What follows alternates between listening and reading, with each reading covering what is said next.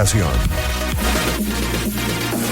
Éxitos 99.9. Y sí, 2:34, y ya tenemos aquí en el estudio, como bien les comentaba, a Dervis López. Él es director de Fundea. Y es que Fundea está haciendo una labor extraordinaria que no solamente tiene que ver con lugares del país y de la ciudad, sino con historia, documentación. Es didáctico lo que hace Fundea. Y, por ejemplo, llevan a conocer el casco histórico de Caracas de una manera diferente, hacen turismo cultural en Venezuela, y no solamente allí, hay otros sitios que ya nos explica Dervis. Dervis, bienvenido. Muy buenas tardes. Gracias por la invitación. Gracias. Sobre todo también han puesto a circular la Caracas de noche. Sí. Que me parece, y en sitios donde la gente, pues, tú sabes, tenía como cosa de ir. Háblanos. Tenía muchísimo miedo, vamos a decirlo de esta manera. Durante muchísimos años uno disfrutaba del espacio público, pero después nos llevaron a un espacio cerrado, a usar un centro comercial. Si tú ibas a comprar, ahí tienes donde comprar. Si quieres comer, ahí tienes donde comer. Si quieres recreación, ahí tienes la recreación. Entonces todo era entre cuatro paredes. Y así, vamos a decir, 2 generaciones aprendimos a estar en centros comerciales. Pero quedaba la añoranza de usar los espacios públicos. Hay una gran cantidad de plazas y de sitios, pero como que llegaba un momento en que se hacía ajeno a la cotidianidad. Ahí es donde empezamos ese trabajo, primero de investigación, empezar a buscar esa información de por qué las esquinas de Caracas tienen su nombre, los nombres de las plazas, hechos que ocurrieron en los diferentes sitios, y empezamos a mantener una gran cantidad de información que, vamos a decir, lo que Khalil Gibran decía, que alguien que tiene mucha información y no la comparte es un burro cargado de libros. Nosotros quisimos ir mucho más allá, nos fuimos por los foros, talleres y charlas, pero casi nadie iba, y ahí viene otra parte que empezamos a trabajar. La enseñanza de la historia, se nos enseña la historia de una manera en que siempre la aborrecemos o siempre nos parece aburrida completamente y te aprendes todo, pasas el examen y al día siguiente se te olvida. Pero para nosotros es una materia muy importante porque con ella nos aprendemos arraigo. Una señora inclusive llegó a decir que la historia era como muy sangrienta porque siempre son batallas, héroes, fechas. Y bueno, justamente... Ustedes quisieron sacar eso de eso. Sí. De eso de las batallas, de los héroes, sí, y la cosa. De hecho, lo hicieron desde un principio, porque yo cuando empecé a escuchar de ustedes, fue además por un gran amigo periodista, Roberto Palmitiesta, y también por Andrés Rojas, que me dijeron que habían ido al castillo en La Guaira, y que ahí se habían enterado de un montón de cosas. O sea, que ustedes se salieron de lo tradicional. Sí. Nosotros empezamos, como está diciendo, nos fuimos por foros, talleres y charlas, casi nadie iba. Exactamente. Pero empezamos a buscar estrategias. Cómo poder enseñar esa historia. Y bueno, en un trabajo de campo que llevamos a 2 pasantes, mira, ellos iban divertidísimos, es más, ellos gozaban. Yo siempre digo que ellos iban como Heidi brincando en las nubes, viendo todo. Y eso nos emocionó, porque de ahí tomamos una premisa. ¿Por qué no enseñar la historia en el propio lugar de los hechos? Claro. Empezamos a hablar entonces de recorridos culturales, empezamos a ver quiénes los hacían aquí, tomando como referencia. O sea, como una investigación siempre busca una referencia anterior. Claro. No lo conseguíamos, era lo que hacía el arquitecto William Niño con sus estudiantes. Y bueno, empezamos a buscar asesoría en España, con varias personas, en México, que también estaban realizando. Y bueno, dimos nuestro primer recorrido en La Guaira, yo soy guaireño. Y ahí fue cuando fueron a el castillo ese que está allí. Sí, pero este es el primer recorrido. Somos pioneros en turismo cultural porque eso fue en el 2007. Imagínate. Y la gente lo que decía cuando veía que yo estaba caminando y venía un grupo de personas atrás, ¿quién es el candidato? Entonces le decíamos, estamos contando la historia. De otra cosa. Y más que en La Guaira es donde, vamos a decir, nosotros iniciamos. Empezamos a entrevistar abuelos, empezar a buscar la historia mucho más distinta. Un casco histórico lindo también. Y empezar a buscar en documentos, archivos, fotografías antiguas.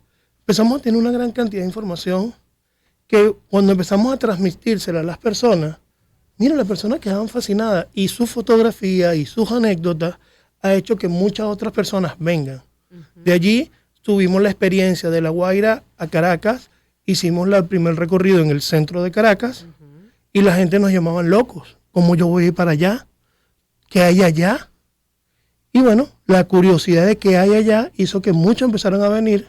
Imagínate. El primer recorrido. Ahí hay todo. Sí, pero siempre se lo dejaba de que era la maestra la que nos iba a llevar y ahorita los maestros no lo hacían.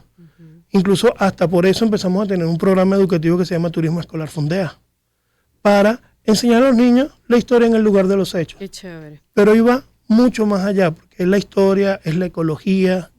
Por eso nuestro programa educativo se llama Rutas Ecopatrimoniales. Ujú. Y bueno, la metodología de enseñar la historia en el propio lugar de los hechos.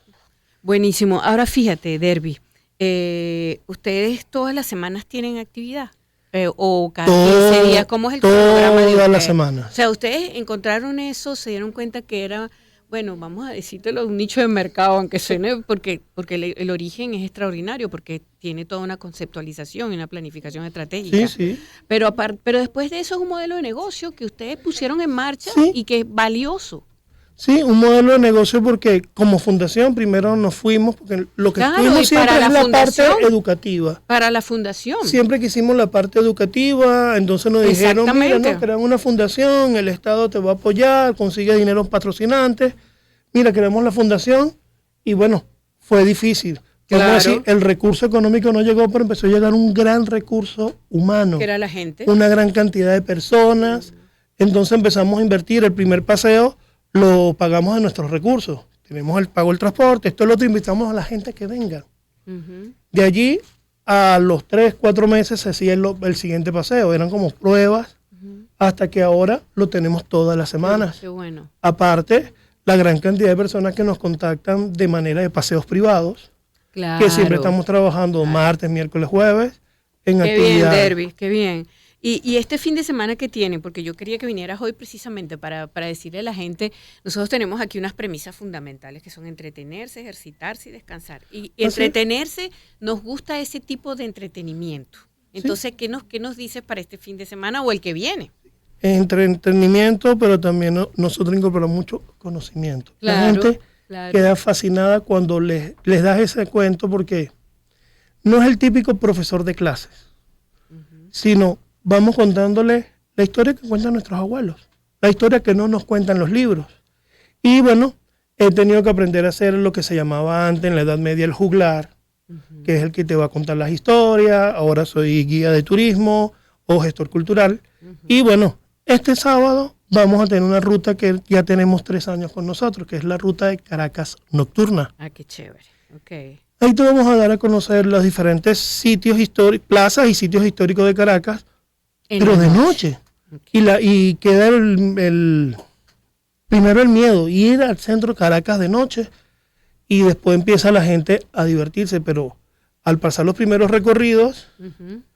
la gente empezó a motivarse, yo voy, y bueno, el gobierno en los diciembre adorna las plazas, Claro, y entonces se vuelve una actividad cultural importante. Claro, mucho, tanto claro. que este año nosotros llegamos a movilizar más de 5.000 personas. Imagínate tú, bueno, 24 de junio, ya saben, el punto de encuentro a las 4:45 Plaza Altamira, allí puntuales, el autobús los busca a las 5 y de ahí terminan a las 9:45 ahí mismo y pasan por el Calvario, la Plaza Oliaris, Plaza Caracas, Plaza Bolívar, esquina de Gredillas, el Venezolano, Pasaje Linares, que es la calle de los Paraguas, y bueno, eso va a ser Así el es. sábado. Ese es el sábado. Bueno, pues qué chévere, Derbis. ¿Cómo hacen para que la gente se inscriba? Mira, por Instagram. Sí, lo hacemos a través de Instagram. En Instagram Ok. están nuestros números. Ahí nos contactan y vamos dándole toda la información. La información Sí. necesaria. Y el domingo vamos al casco histórico de Petare. Ah, el domingo, que me encanta. Sí, Ok. es una belleza y bueno, también un poco también de disfrutar de esa gastronomía típica Sí, y de la vale. importancia que tuvo Petare. Ok. Hablar de Petare, todo el mundo piensa en lo malo, No, los golfeados. pero no, hay muchísimas cosas buenas. Están los golfeados, están los museos, está la parte No, y la cultural. iglesia es una belleza. Ujú. Gracias, Derbis. Vale, a Me la orden. encantó que vinieras y bueno, sí se puede entretenerse, ejercitarse y descansar de manera, como Y tú aprender. dices, y aprender, o sea, de manera didáctica, aprendiendo una Así cosa. es. Sí, señor, hacemos la pausa. Era Derbis López, él es director de Fundea, que es esta fundación, @fund, ahí en donde Fund, HEA, Fundea, ¿ok? Así es. Así que nos vamos a la pausa con música, Guillermo. Una oportunidad para